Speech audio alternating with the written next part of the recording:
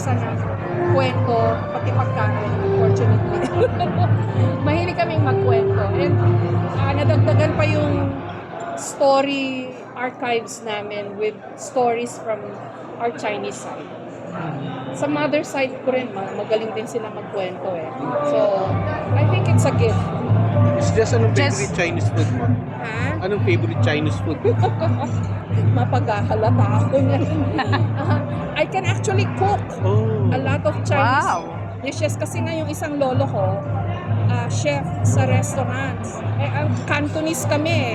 Di ba mga Cantonese renowned for their cuisine? Yes. I think it's safe to say, wag naman magalit yung ibang mga Chinese na it's safe to say that in many parts of the world, Cantonese is the best Chinese cuisine there is. So, I can cook.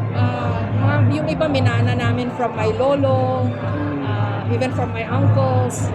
Ano ang favorite ko? Gulay. Kasi Ilocano din ako. So, mahilig ako sa gulay. Miss Jess, can you still remember what was your first assignment as a journalist? Ang very first assignment ko yung LRT. They were launching the LRT. Kami yung As in the kasama ko LRT sa nag-test run. Yeah. Wow. Kami yung kasama sa mga unang sumakay sa LRT. So that was my very first story. So kapag hindi po lumilipad ang isang Jessica Soho sa iba or nagsusulat ng script, ano po yung ginagawa ninyo? Your hobbies? What you do to distress? I'm a very boring person. I read. Well, parang yung headspace ko laging nasa pagbabasa. Kung hindi, lagi akong naka-immerse sa mga nangyayari sa mundo at sa Pilipinas. Nagbabasa ako ng mga news websites, mga news feeds, yung mga dyaryo nasa iPad. Ngayon, binabasa ko yun everyday. It's a habit na nakuha ko from when I was a small child. Nagbabasa na ako ng dyaryo. Nagbabasa rin ako ng books. Pero these days, it's mostly keeping up with what's happening in the Philippines and the rest of the world. What's your who are your top 3 favorite authors? Yung paborito niyo manunulat? Yeah.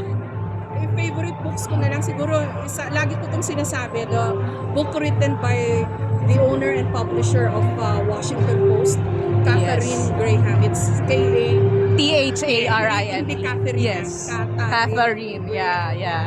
I like that book very much. Ano pa ba? Eclectic kasi yung yung reading list ko eh. Hindi ko maalala yung iba. But I have to read a book by Friedman. Yung sa mga columnist sa New York Times. I'm trying to read that now.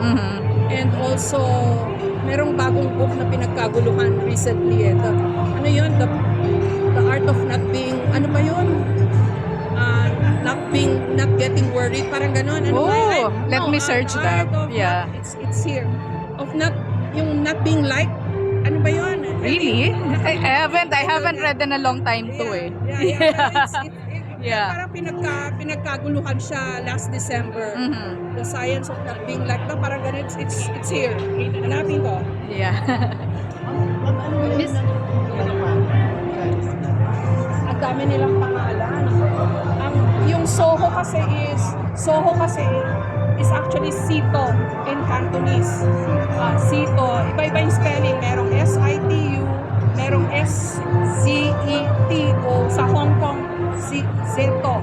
Magkakaiba yan. Tapos pero yung Soho, pag sinulat mo raw, pare-parehong Chinese characters daw yung itsura niya. Sorry, I don't speak kasi Chinese. Marunong lang ako magmura in Cantonese. Yes. At saka mag-ilan. Oo. Yeah, nakilala ko yung ibang relatives namin sa village mismo ng lolo ko. Outside of Guangzhou. Picture mo yan sa Oo, na-picture ko na yan in 2007. It's up in YouTube. Open ka ba ma'am na gawin siyang film? Kasi dalawang picture lang niya, tapos niretrace. Huwag na. Miss Jess, Merong gabi ng lagimang kayo.